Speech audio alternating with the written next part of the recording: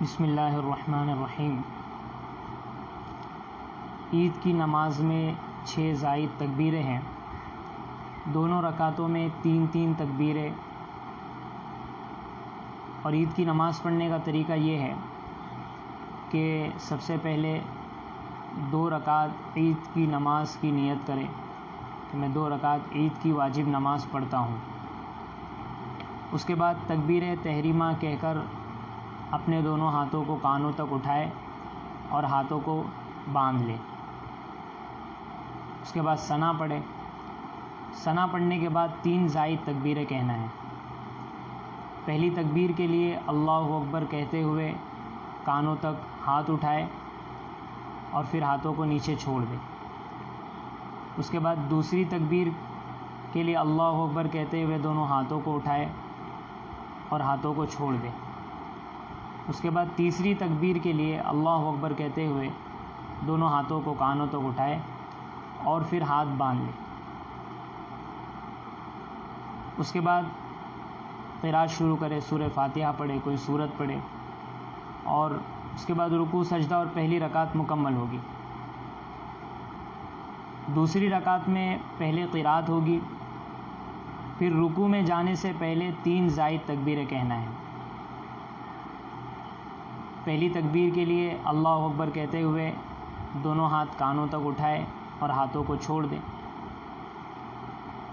دوسری تکبیر میں بھی اللہ اکبر کہتے ہوئے دونوں ہاتھوں کو کانوں تک اٹھائے اور چھوڑ دیں، اور تیسری زائد تکبیر میں بھی اللہ اکبر کہتے ہوئے دونوں ہاتھوں کو کانوں تک اٹھائے اور چھوڑ دیں، اور چوتھی تکبیر میں بغیر ہاتھ اٹھائے اللہ اکبر کہتے ہوئے رکوع میں چلی جائے اور پھر حسب معمول پوری نماز ادا کرے۔ نماز کے بعد خطبہ ہوتا ہے، اسے بغور سنیں، اگر سنائی نہ دے تب بھی خطبے کی طرف متوجہ رہیں۔ یہ عام دنوں میں عید کی نماز کا یہ پورا معمول ہوتا ہے کہ مسجد میں یا عیدگاہ میں نماز ہوتی ہے اور خطبہ ہوتا ہے۔ لاک ڈاؤن میں عید کی نماز کیسے پڑھی جائے، خطبہ کیسے پڑھا جائے، کیسے سنا جائے؟ تو اگر لاک ڈاؤن میں احتیاطی تدابیر کے تحت عیدگاہ یا مسجد ہم نہ جا سکیں، جیسے اکثر لوگ مسجد نہیں جا سکیں گے، عیدگاہ میں تو نماز ہو ہی نہیں رہی ہے، تو عید کی نماز جمعہ کی طرح گھر ہی میں پڑھیں۔ یہاں پر بھی عید کی نماز کے لیے وہی شرائط ہے جو جمعہ کی نماز کے لیے شرائط ہے۔ جس طرح جمعہ کی نماز میں امام کے علاوہ 3 مقتدی، یعنی کل 4 افراد ہونے چاہیے، امام کے علاوہ 3 مقتدی ہونے چاہیے کم از کم، اس سے زیادہ بھی ہو سکتے ہیں۔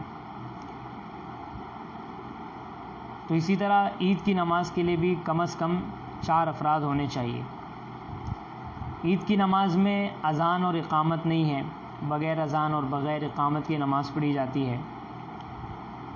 خطبہ، عید کی نماز کا خطبہ مسنون ہے، سنت ہے، جبکہ جمعہ کی نماز کا خطبہ واجب ہے۔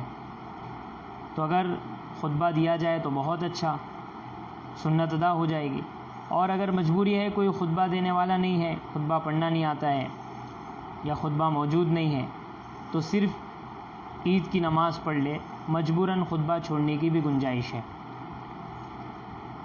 اور جو لوگ عید کی نماز بالکل ہی نہ پڑھ سکیں، کسی بھی عذر کی وجہ سے عید کی نماز نہیں پڑھ سکتے، اتنے افراد پورے نہیں ہو رہے، یا کوئی شرائط پوری نہیں ہو رہی ہے، یا کوئی پڑھانے والا نہیں ہے، تو ایسے لوگ عید کی نماز کی جگہ 4 رکعت چاشت کی نماز پڑھ لیں۔